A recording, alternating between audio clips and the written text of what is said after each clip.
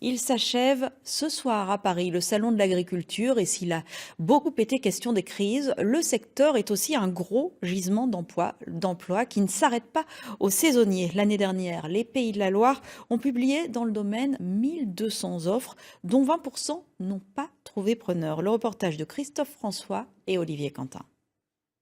Une journée à la ferme. Voilà le programme concocté par la Chambre d'agriculture pour ces professionnels de la recherche d'emploi ou de l'insertion. Le but, se rendre compte de la réalité agricole. Donc bienvenue à l'ER Épinel, voilà. C'est moi l'unique gérant de l'exploitation. Donc je travaille avec 2 salariés plein temps et 1 salarié à mi-temps. Et la réalité agricole est là, on recherche des salariés formés et compétents.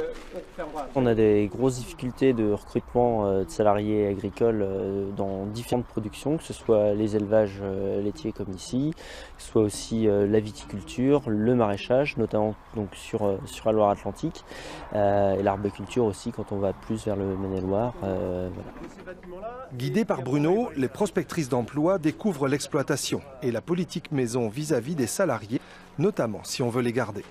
Un de mes principes, quand ils arrivent sur la ferme, c'est commencer par les faire faire ce qu'ils savent faire. Et renforcer, mon principe c'est renforcer leurs points forts, et puis après les points faibles ça suivra. Un cadre de travail, un emploi du temps organisé, une cuisine, une douche. Ici, le salarié agricole compétent trouve son compte. Le salarié, c'est pas une source de coût, c'est une source de richesse. Et j'ai toujours fonctionné avec des salariés et je préfère investir sur la main-d'œuvre que sur le matériel en fait.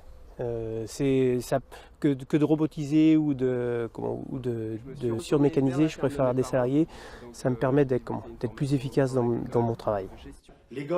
La main-d'œuvre qualifiée se fait rare, les agriculteurs le savent. Pourtant, réunis par exemple au sein des CUMA, les coopératives d'utilisation de matériel agricole, il leur arrive de partager bien plus que des machines. Chaque adhérent met la main à la poche et à plusieurs, ils parviennent à créer un emploi. Ce jeune salarié qui travaille ici à la maintenance conduira les engins à la belle saison. Avec le même raisonnement et pour intégrer le passage aux 35 heures, plusieurs coopératives se sont unies pour créer la CUMA du temps partagé et à la clé, 2 emplois qu'il a fallu occuper toute l'année. On s'est diversifié, donc on a les salariés sont polyvalents, donc ils font de la maintenance de matériel, l'entretien et il y a maintenant 12 ans, on a créé une activité presse à huile à la CUMA et du coup aujourd'hui elle est gérée intégralement par un salarié. Formé au métier de l'élevage, ce salarié agricole n'a pas voulu s'installer à son compte, mais travaille pour plusieurs exploitations. C'est son choix. C'est assez varié quoi. Puis on peut monter petit à petit quoi. Après bon, il y a un moment, au bout de peut-être d'une vingtaine d'années, tu stagnes quoi, mais bon, je suis pas encore rendu là. Donc bon. Et tu habites le coin, c'est vraiment aussi un métier de proximité?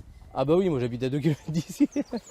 L'agriculture connaît certes des difficultés, mais pas dans tous les secteurs. La preuve, elle cherche à embaucher des CDD, mais aussi des CDI. Reste à faire entendre ce message.